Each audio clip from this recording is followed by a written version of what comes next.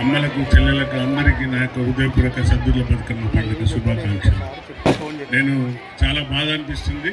వచ్చే సంవత్సరం ఇంకా మంచిగా చేపించి మీకు తప్పనిసరిగా ఇక్కడ ఒక డయాస్ వేసి వేపించి ఏర్పాటు చేస్తామా, చక్కగా ఆడుకునే విధంగా తప్పనిసరిగా ఆ బాధ్యత తీసుకుంటా. ఇంకా ఈ సంస్కృతి మన తెలంగాణ సంస్కృతి, సద్దుల బతుకమ్మ పుట్టింది కూడా మన నియోజకవర్గం వర్ధనపేట చౌటపల్లి గ్రామంలో. దానికి ఒక చరిత్ర ఉంది. ఈ చరిత్ర మొత్తం నలుమూలలో ఇప్పుడు ప్రపంచవ్యాప్తంగా సద్దుల బతుకమ్మ జరుపుకుంటున్నారు.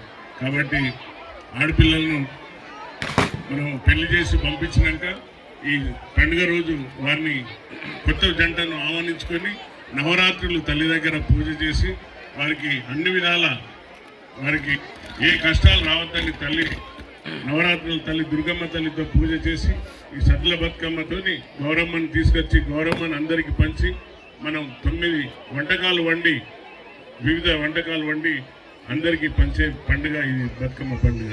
అలాగే ప్రకృతిని ప్రేమించే మన వాళ్ళం చెట్లను పుట్టలు నీళ్లను కూడా ప్రేమిస్తాం. అందుకే గంగమ్మ తల్లి అంటాం.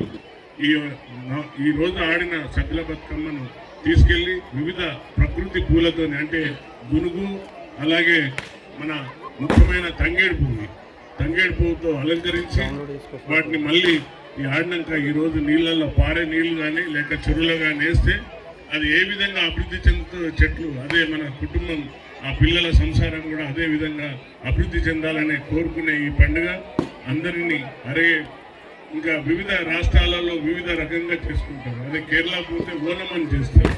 ఎందుకంటే సంస్కృతి మన తెలంగాణ సంస్కృతి గొప్ప సంస్కృతి, కళలతో కూడుకున్న సంస్కృతి. కాబట్టి ఇంత చక్కటి బతుకమ్మకు వచ్చేసారి నేను సొంతంగా ఇక్కడ దగ్గరుండి అన్ని ఎవరైతే కార్యవర్గ సభ్యులు ఉన్నారో వారందరికీ కూడా ధన్యవాదాలు చెప్తున్నాను. వచ్చే సమయం ఇంకా వచ్చే సంవత్సరం పండుగకు చక్కగా ఏర్పాట్లు చేపిస్తానని మాటిస్తూ, అలాగే సోదరి శీబ అనిల్ గారికి ఇద్దరికి కూడా, అలాగే సీనియర్ నాయకులకు అందరికీ కూడా, కాంగ్రెస్ నాయకులకు అందరికీ కూడా మీ అందరి ఆశీర్వాదాలు ఉండాలి. తెలంగాణ రాష్ట్రంలో ఉచిత బస్సు ప్రయాణం మహిళలకు అన్ని విధాల మహిళలకు చేసిన ఈ కాంగ్రెస్ ప్రభుత్వం మీ అందరి ఆశీర్వాదాలు మాపై ఉండాలని కోరుకుంటూ ఈ సమయం ఇచ్చిన మీ అందరికీ కూడా నా యొక్క పేరున హృదయపూర్వక శుభాకాంక్షలు.